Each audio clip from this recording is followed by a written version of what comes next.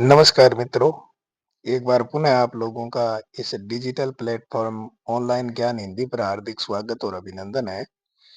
हमें आचार्य रामचंद्र शुक्ल जी की पुस्तक को पढ़ रहे थे और इस पुस्तक को पढ़ते हुए आज हम भक्ति काल की सगुण भक्ति काव्य धारा को पढ़ने वाले हैं।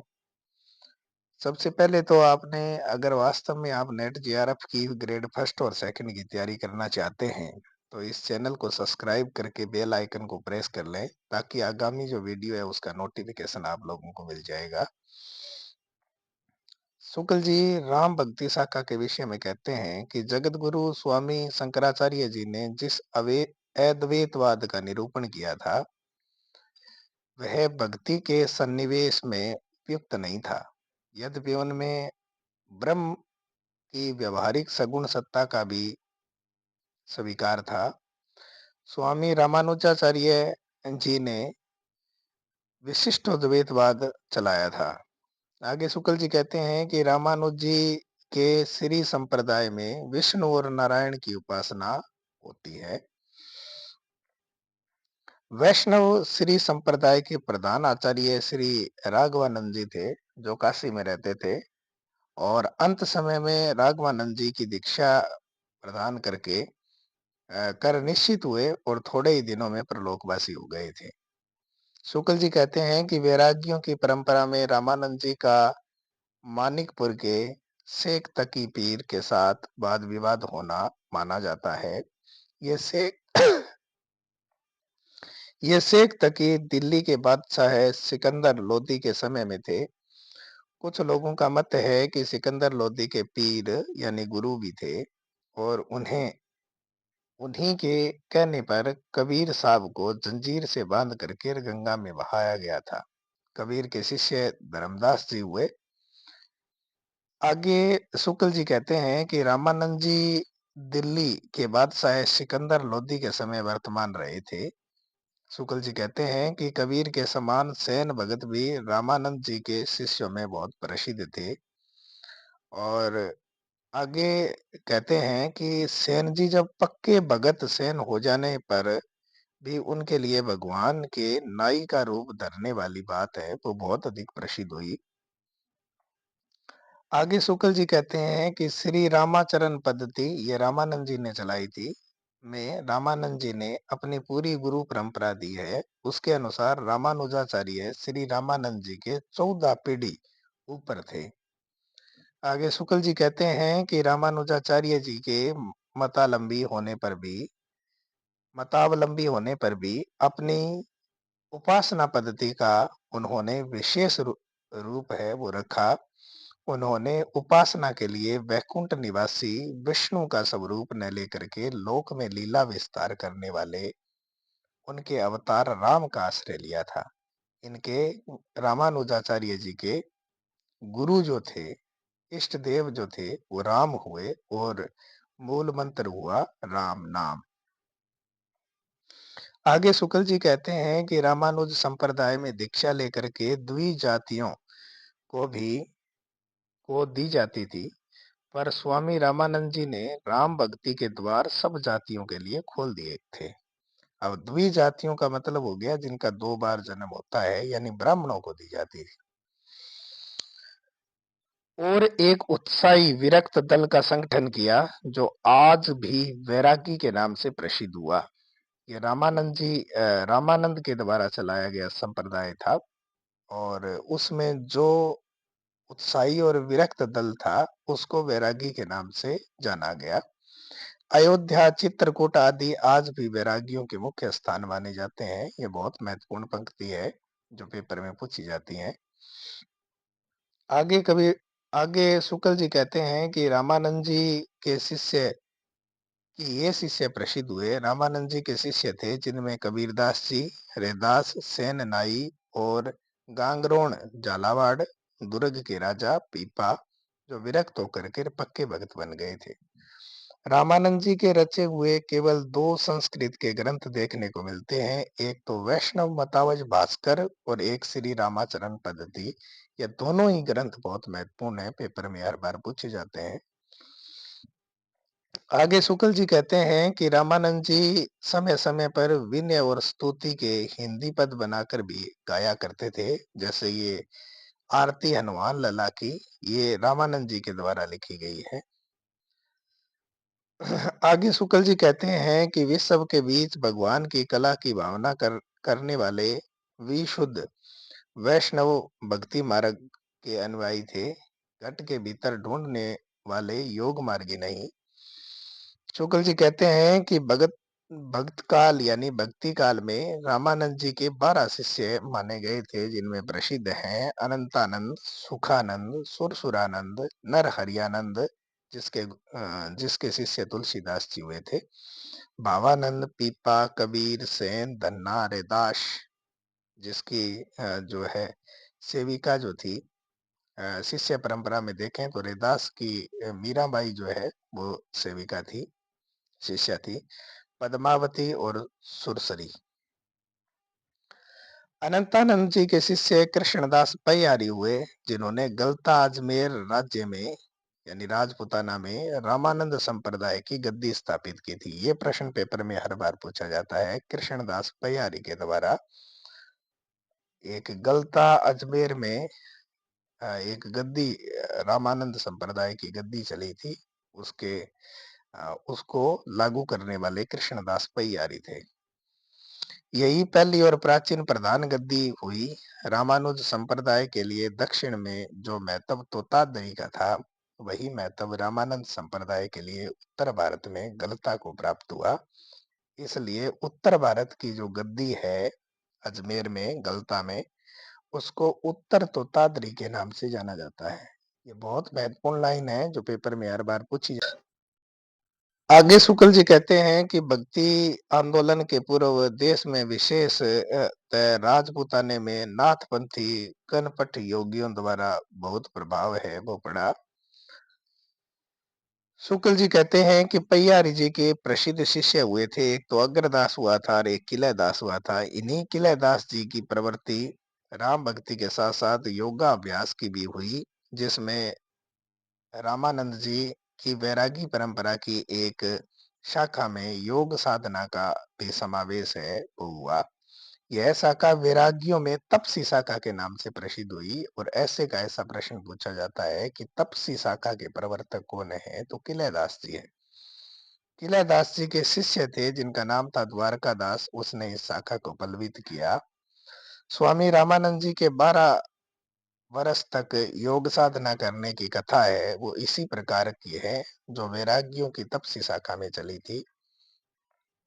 किसी शाखा की प्राचीनता सिद्ध करने का प्रयत्न कथाओं की उद्भावना तक ही नहीं रह जाता। कुछ नए ग्रंथ भी संप्रदाय में मूल प्रवर्तक के नाम से प्रसिद्ध किए जाते हैं। स्वामी रामानंद जी के नाम से चलाए हुए ऐसे 2 रद्दी ग्रंथ हमारे पास हैं, जिसका एक नाम तो है योग चिंतामणि, दूसरा है राम रक्षा स्तोत्र। ये प्रश्न पेपर में पूछा जाता है कि रामानंद जी के कौन से ग्रंथों को आचार्य शुक्ल ने रद्दी ग्रंथ कहा था, तो एक तो योग चिंतामणि और दूसरा राम रक्षा स्तोत्र।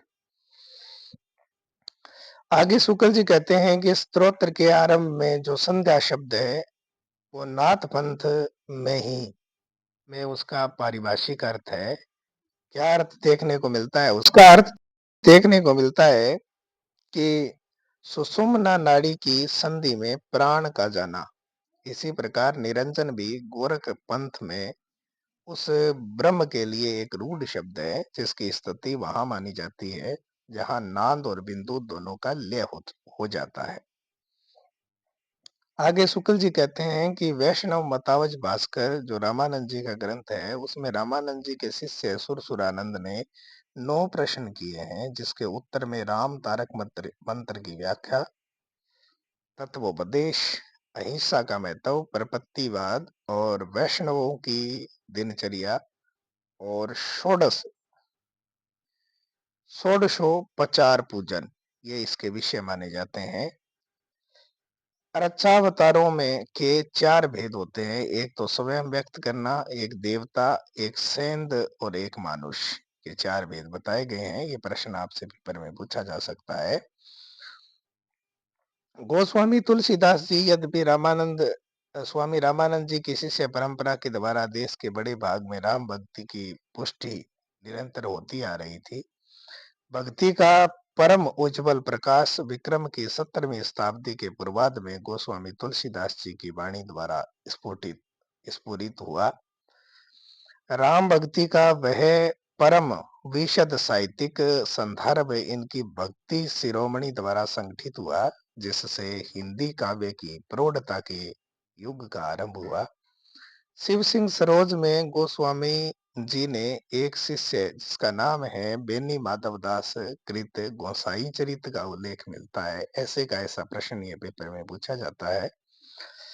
नंददास कृत तुलसी की वंदना का पद है वो यहाँ जो है प्रकट किया गया है, जिसमें कहते हैं कि श्री मत तुलसीदास सब गुरु भ्राता बंधवती।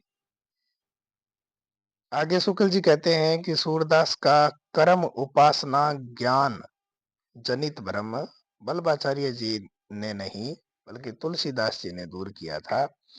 तुलसीदास जी सूरदास जी तुलसीदास जी से अवस्था में बहुत बड़े थे और उनसे पहले प्रसिद्धि एक भगत भी बन गए थे। ये सब लोग इस बात को जानते हैं। शुक्ल जी कहते हैं कि रामानंद जी की शिष्य परंपरा के अनुसार देखें तो भी तुलसीदास के गुरु का नाम है वो नर हरियानंद और नर हरियानंद के गुरु है वो अनंतानंद। प्रिय शिष्य अनंतानंद हाथे नर हरियानंद सुनाम छते असंगत ठहरता है। अनंतानंद और नर हरियानंद दोनों रामानंद जी के ही 12 शिष्यों में से थे। आगे शुक्ल जी कहते हैं कि भगतमाल के अनुसार वे अनंतानंद के शिष्य श्रीरंग के शिष्य थे। गिरनार में योगाभ्यासी सिद्ध रहा करते थे।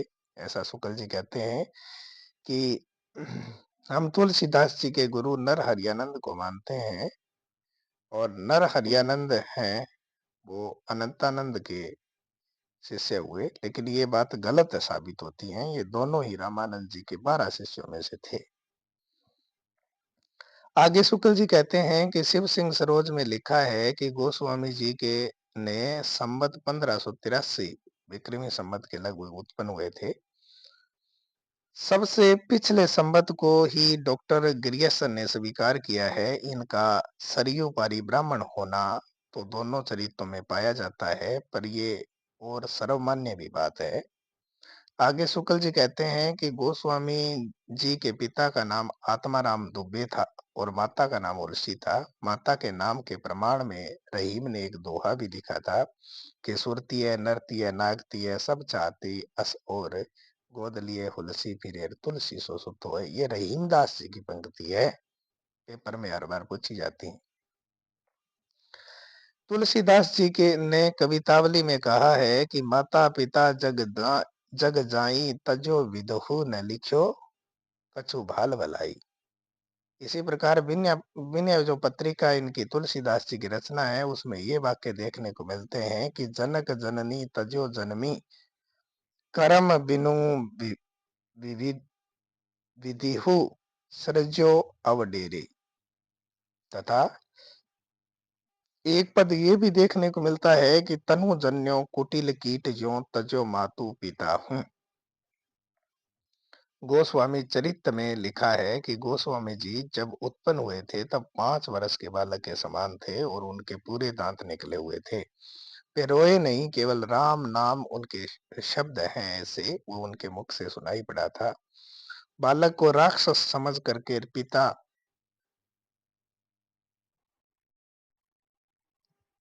बालक को राक्षस समझ करके और पिता ने उनकी अपेक्षा भी प्रकट की, पर माता ने उनकी रक्षा के लिए उद्विग्न होकर के और उसे अपनी एक दासी मुनिया को पालने पोसने के लिए दिया और वह उसे लेकर के अपने ससुराल चली गई थी।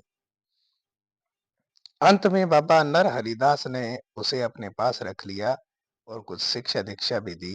इन्हीं गुरु से गोस्वामी जी राम कथा सुना करते थे और उन्हीं अपने गुरु नर हरिदास के साथ गोस्वामी जी काशी में आकर के पंचगंगा घाट पर स्वामी रामानंद जी के स्थान पर रहने लगे। वहां पर एक परम विद्वान महात्मा शेख सनातन जी रहते थे, जिन्होंने तुलसीदास जी को वेद और वेदांग दर्शन इतिहास पुराण आदि में प्रवीण किया था। और 15 वर्ष तक अध्ययन करके गोस्वामी जी फिर अपनी जन्मभूमि राजापुर लौट आए थे, ऐसा शुक्ल जी वर्णन करते हैं। आगे शुक्ल जी कहते हैं कि इसी पत्नी इनकी रत्नावली थी। तो इसी पत्नी के उपदेश से गोस्वामी जी का विरक्त होना और भक्ति की सिद्धि प्राप्त करना ये प्रसिद्ध है। तुलसीदास जी ने अपनी इस पत्नी पर इतने अनुरक्त थे कि एक बार उनके मायके चले जाने पर वे बड़ी नदी पार करके और उनसे जाकर मिले थे। तब उसने एक पद कहा था उनको, तुलसीदास जी को, कि लाज न लागत आपको दोरे आए हो साथ, दिख दिख ऐसे प्रेम को अब मैं क्या कहूँ अब बात। अस्ति चरम में देह मम तामे जैसी प्रीत लागी, तैसो जो श्री राम मह होती न तो भव भीत। यानी आपको लज्जा नहीं आती है कि आप मेरे लार यानी पीछे हैं वो दौड़ करके चले आए हो। ऐसे प्रेम को मैं धिक्कारती हूँ। आप मेरे हाड़ मांस के शरीर से इतना अधिक प्रेम करते हैं। अगर इतना प्रेम भगवान श्री राम से किया होता तो आपको राम मिल जाता। इस वृत्तांत को प्रियादास जी ने भगतमाल की अपनी टीका में दिया है। और तुलसी चरित और गोसाई चरित में भी इसका उल्लेख देखने को मिलता है। अंत में चित्रकूट आकर के ये बहुत दिनों तक रहे, वहां रहे। और जहां उनके अनेक संतों से इनकी भेंट हुई। इसके अनंतर संमत 1631 में अयोध्या जाकर के उन्होंने रामचरितमानस आरंभ किया और 2 वर्ष 7 महीने में इसको समाप्त किया। और रामायण का कुछ अंश है वो विशेषतः किष्किंधा कांड यानी काशी में रचा गया था। आगे शुक्ल जी कहते हैं कि गोस्वामी जी के मित्रों और सनइयों में नवाब अब्दुल रहीम खान का नाम महाराज मान सिंह, नाबादास जी और सरस्वती आदि कहे जाते हैं। रहीम से इनसे समय समय पर दोहों में लिखा पढ़ी हुआ करती थी। काशी में इनके सबसे बड़े सनई और भगत बधेनी के एक भूमिहार जमींदार टोडर थे, जिनकी मृत्यु होने पर इन्होंने कई पद वहां कहे थे। आगे शुक्ल जी कहते हैं कि तुलसीदास जी की भाषा में ऐसे शब्द जो स्थान विशेष के बाहर नहीं बोले जाते हैं, केवल 2 स्थानों में बोले जाते हैं, एक तो चित्रकूट के आसपास और एक अयोध्या के आसपास। किसी किसी कवि की रचना में यदि यदि अगर हम देखें तो किसी स्थान विशेष के भीतर ही बोले जाने वाले अनेक शब्द मिले, तो उस स्थान विशेष से ही कवि का निवास का जो संबंध है वो हमें जोड़ लेना चाहिए, वहां से मानना चाहिए, ऐसा शुक्ल जी कहते हैं। आगे शुक्ल जी कहते हैं कि आधुनिक काल के पहले साहित्य या काव्य की सर्वमान्य व्यापक भाषा ब्रज रही, यह तो निश्चित बात है। ब्रज भाषा में रीति ग्रंथ लिखने वाले चिंतामणि त्रिपाठी, भूषण मतीराम दास यानी भिखारी दास आदि जो है वो अधिकतर कवि अवध के ही थे और ब्रज भाषा के सर्वमान्य कवि माने जाते हैं। दास जी ने तो स्पष्ट व्यवस्था ही दी है कि ब्रज भाषा हेतु ब्रजवास ही न अनुमानो। ये भिखारी दास का पद है। अवधी भाषा में रचना करने वाले जितने कवि हुए सब अवध या पूर्व के थे, ऐसा शुक्ल जी लिखते हैं। जो बराबर शोरों की पच्छाही बोली यानी ब्रज बोलता आया होगा, वह जानकी मंगल और पार्वती मंगल की ठेठ अवधि लिखेगा। मानस ऐसे महाकाव्य की रचना अवधि में करेगा और व्याकरण के ऐसे देशवद प्रयोग करेगा जैसा ऊपर दिखाया गया है। आराध्य इष्ट देव का सेवक मानते हैं भगत लोग उसे जन्म जन्मांतर से ही। इसी भावना के अनुसार तुलसी और सूर्य दोनों के कथा प्रसंग के भीतर अपने को गुप्त या प्रकट रूप में राम और कृष्ण के समीप तक पहुंचाया है। आगे शुक्ल जी लिखते हैं कि यह तो निर्विवाद है कि बल्लभाचार्य जी से दीक्षा लेने के उपरांत सूरदास जी गोवर्धन पर श्रीनाथ जी के मंदिर में कीर्तन किया करते थे। अपने सूर सागर के 10वें स्कंद के आरंभ में सूरदास जी ने कृष्ण जी के दर्शन किए। अपने अपने उसके बाद में है ढाडी के रूप में नंद के द्वार पर पहुंचाया, ऐसा शुक्ल जी लिखते हैं। आगे शुक्ल जी कहते हैं कि कबीरदास ने चलती बोली में अपनी वाणी कही, पर वह बोली बेठिकाने की थी। उसका कोई नियत रूप न था। शोरसनी अपभ्रंश या नागर अपभ्रंश का जो सामान्य रूप है वो साहित्य के लिए स्वीकृत था, उसमें कबीर का लगाव नहीं था। उन्होंने नाथ योगियों की सद्दुकड़ी भाषा का व्यवहार किया, जिसमें खड़ी बोली की बीच राजस्थानी और पंजाबी का मेल देखने को मिलता है। इसका कारण यह था कि मुसलमानों की बोली पंजाबी और खड़ी हो गई थी, और निर्गुणपंथी साधुओं का लक्ष्य है वो मुसलमानों पर भी प्रभाव डालने का था। अतः उनकी भाषा में अरबी और फारसी के शब्दों का भी मनमाना प्रयोग देखने को मिलता है। उनका कोई साहित्यिक लक्ष्य नहीं था और वे पढ़े लिखे लोगों से दूर ही दूर अपना उपदेश सुनाया करते थे, ऐसा शुक्ल जी लिखते हैं। आगे शुक्ल जी कहते हैं कि अवधि की सबसे पुरानी रचना ईश्वर दास की सत्यवती कथा है। आगे चलकर प्रेम मार्ग शाखा के मुसलमान कवियों ने अपनी कहानियों के लिए अवधी भाषा ही चुनी। इस प्रकार गोस्वामी तुलसीदास जी ने अपने समय में काव्य भाषा के दो रूप प्रचलित पाए थे, एक तो ब्रज और दूसरी अवधी। दोनों में उन्होंने समान अधिकार से अनेक रचनाएं की हैं, ऐसा शुक्ल जी कहते हैं। शुक्ल जी आगे कहते हैं कि इस प्रकार काव्य भाषा के दो रूप रूप और रचना की 5 मुख्य शैलियां साहित्य के क्षेत्र में गोस्वामी जी को मिली थी। तुलसीदास जी ने राम रचना विधान की सबसे बड़ी विशेषता यह है कि वे अपने सर्वोन्त उन्मुखी प्रतिभा के बल पर सबके सौंदर्य की पराकाष्ठा अपनी दिव्य वाणी में दिखा करके साहित्य क्षेत्र में प्रथम पद के अधिकारी बने। हिंदी कविता हिंदी कविता के प्रेमी मात्र जानते हैं कि उनका ब्रज और अवधी दोनों भाषाओं पर समान अधिकार था। ब्रज भाषा का जो माधुर्य हम सूर सागर में पाते हैं, वही माधुर्य और भी संस्कृत रूप में हम गीतावली और कृष्ण गीतावली में पाते हैं। ठेठ अवधि की जो मिठास हमें जायसी की पद्मावत में मिलती है, वही जानकी मंगल, पार्वती मंगल, बरवई रामायण और रामलला लच्छू में हम पाते हैं। यह सूचित करने की आवश्यकता नहीं है कि न तो सूर का अवधि पर अधिकार था और न ही मलिक मोहम्मद जायसी का ब्रज भाषा पर था, ऐसा शुक्ल जी लिखते हैं। ये पेपर में पूछा जाने वाला प्रश्न है। आगे शुक्ल जी कहते हैं कि गीतावली की रचना गोस्वामी जी ने सूरदास जी के अनुकरण पर लिखी थी। कवितावली में रसानुकूल शब्द योजना बहुत अधिक सुंदर है, जिसको आप देख सकते हैं। राम को रूप निहारती जानकी, कंकन के नग की परछाई, याते सभी सुधि भूली गई, कर टेक रही पलटा रत नाही। आगे शुक्ल जी कहते हैं कि जिस प्रकार चौपाई दोहे के क्रम में जायसी ने अपना पद्मावत नाम का एक प्रबंध काव्य लिखा था, उसी प्रकार गोस्वामी जी ने अपनी परम प्रसिद्ध काव्य रचना रामचरितमानस, जो लोगों के हृदयों में का हार बनता चला गया, वो रचा। भाषा वही अवधि है, केवल पद विन्यास का भेद है। गोस्वामी जी शास्त्र पारंगत विद्वान थे, अतः उनकी शब्द योजना साहित्यिक और संस्कृत गर्भित है।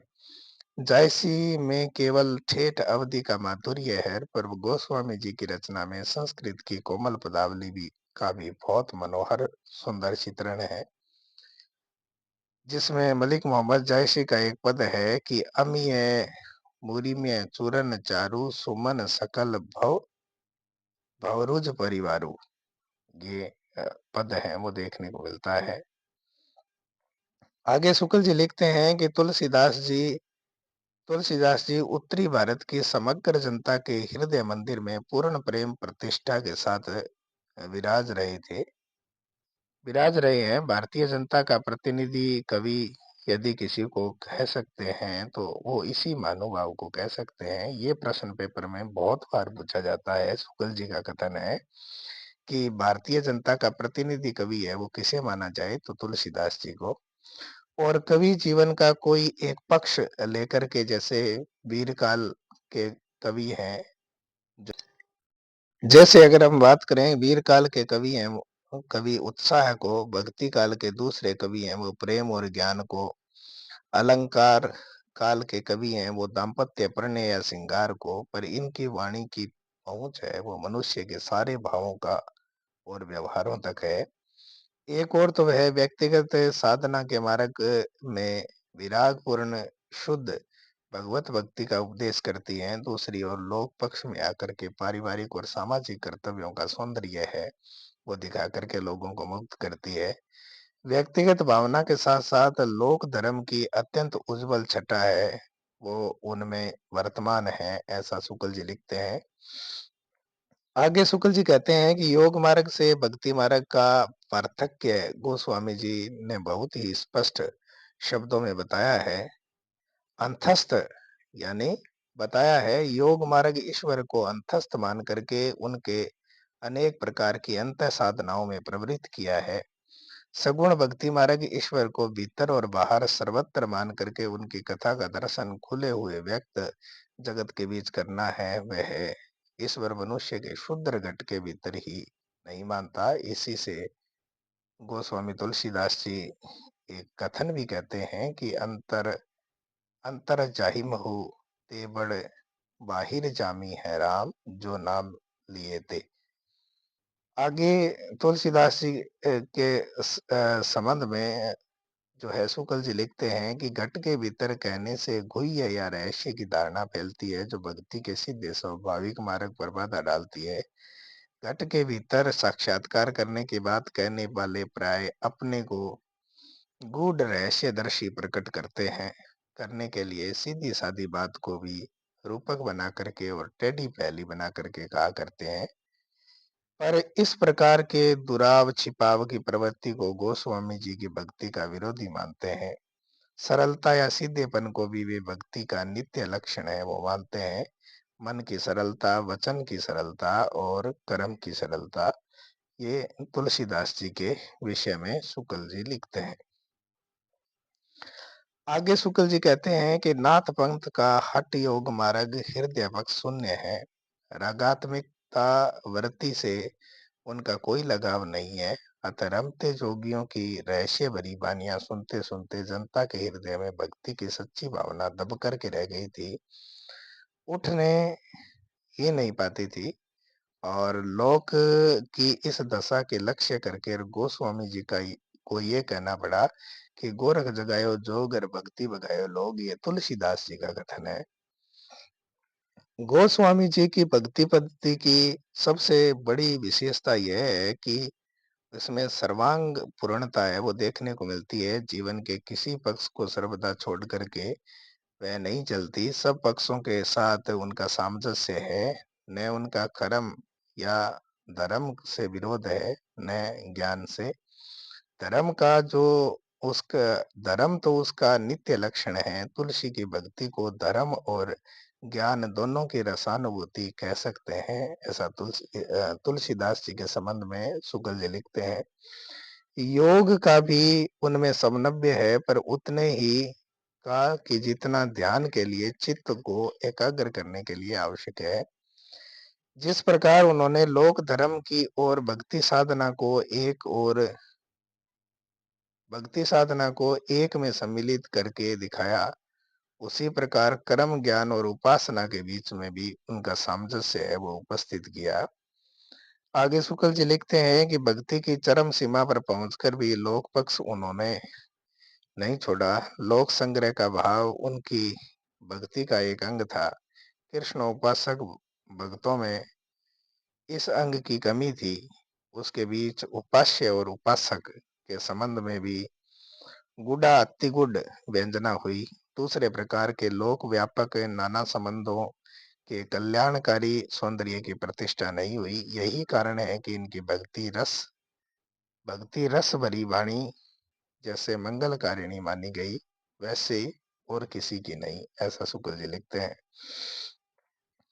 आगे शुक्ल जी लिखते हैं कि इसी प्रकार रामचरितमानस के उत्तरकांड में उन्होंने ज्ञान की अपेक्षा भक्ति को ही अधिक है वो सुसाध्य और आशुफलदायिनी कहा।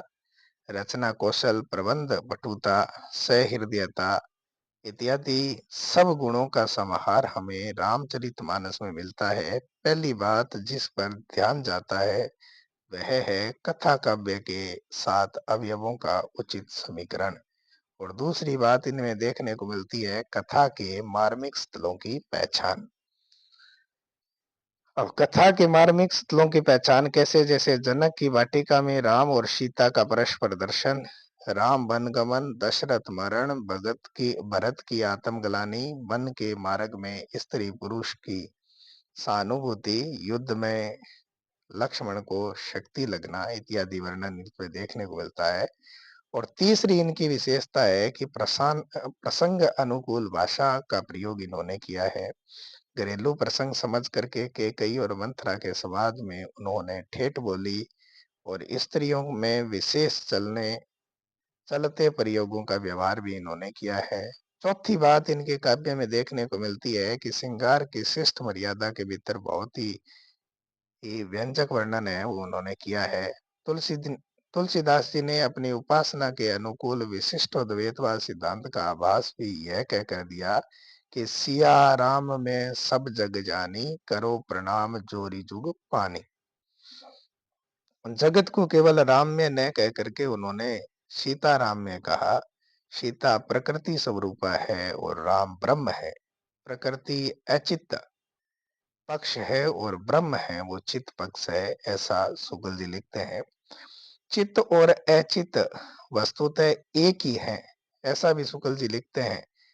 और तुलसीदास जी इसके संबंध में अपना एक प्रमाण भी देते हैं कि गिरा अर्थ जल जल बीची सम कयत भिन्न न भिन्न, बंधो सीता राम पद जिन्हि परम प्रिय खिन। आगे शुक्ल जी कहते हैं कि गोपियों को छकाने वाली कृष्ण लीलाओं के अंतर्गत छोटी मोटी कथाओं के रूपों में कुछ दूर तक मनोरंजन और कौतूहलप्रद ढंग से चलने वाली नाना प्रसंगों को की जो नवीनता और उद्भावना जो सूर सागर में पाई जाती है वह तुलसीदास जी के किसी ग्रंथ में देखने को नहीं मिलती। रामचरितमानस में रामचरितमानस में तुलसी जी है वो केवल कवि रूप में ही नहीं उपदेशक के रूप में भी सामने आते हैं। आगे शुक्ल जी लिखते हैं कि गोस्वामी जी के रचे 12 ग्रंथ बहुत अधिक प्रसिद्ध है, जिसमें चार 5 तो बड़े हैं और 7 छोटे हैं। दोहावली, कवित रामायण, गीतावली, रामचरितमानस, विनय पत्रिका बड़े ग्रंथ है, और रामलला, नैचु, पार्वती मंगल, जानकी मंगल, बरवई रामायण, वैराग्य संदीपनी, कृष्ण गीतावली और रामाज्ञा प्रश्नावली ये छोटे ग्रंथ है। पंडित राम गुलाम द्विवेदी ने जो एक प्रसिद्ध भगत और रामायणी हो गए हैं, इन्हीं 12 ग्रंथों को गोस्वामी जी कृत है वो माना। पर शिव सिंह सरोज में 10 और ग्रंथों के नाम गिनाए गए हैं, जैसे राम सतसई है, संकट मोचन, हनुमान बाहुक, राम शलाका, छंदावली, छप्य रामायण, कड़खा रामायण और रोला रामायण, झूलना रामायण और कुंडलिया रामायण। हनुमत बाहुक को पंडित राम गुलाम जी कवितावली के अंतर्गत ही इन्होंने लिया है।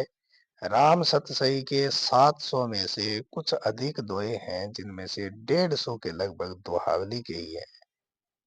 आगे शुक्ल जी लिखते हैं कि बरवा रामायण में गोस्वामी जी ने अपने स्नेही मित्र अब्दुल रहमान खान खाना के कहने पर उनके बरवा यानी बरवई नायिका भेद को देख करके बनाया था। कृष्ण गीतावली वृंदावन की यात्रा के अवसर पर बनी थी।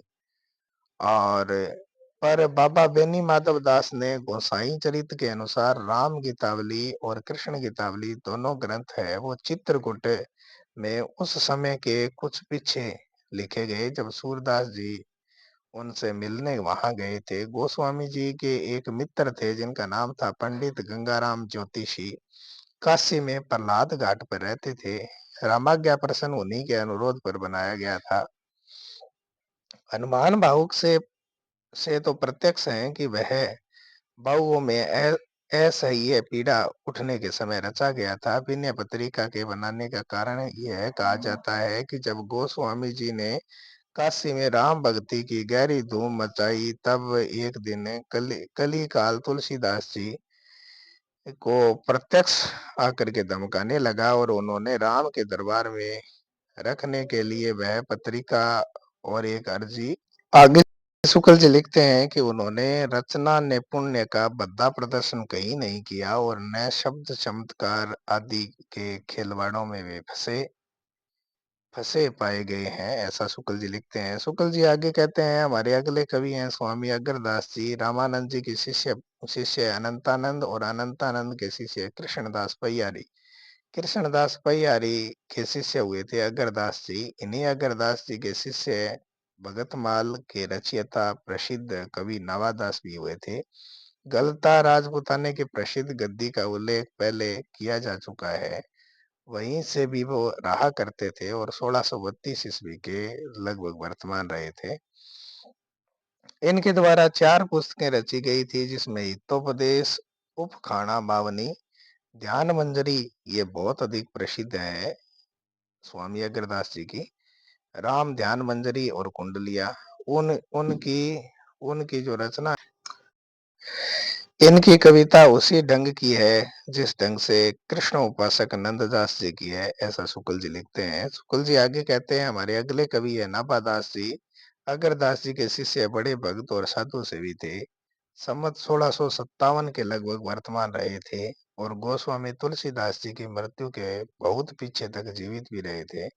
इनका प्रसिद्ध ग्रंथ भगतमाल संमत 1642 के पीछे बना और संमत 1769 यानी 70 में प्रिय प्रियादास जी ने उनकी टीका लिखी थी। इस ग्रंथ में 200 भक्तों के चमत्कार पूर्ण चरित्र और 316 छप्यों में लिखे गए हैं। आगे शुक्ल जी कहते हैं कि इन चरित्रों चरित्रों में पूर्ण जीवन व्रत नहीं है, केवल भक्ति की महिमा सूचक बातें हैं वो लिखी गई है। इसका उद्देश्य भक्तों के प्रति जनता में पूज्य बुद्धि का प्रचार प्रसार करना पड़ता है। वह उद्देश्य बहुत अंशों से सिद्ध भी हो चुका है।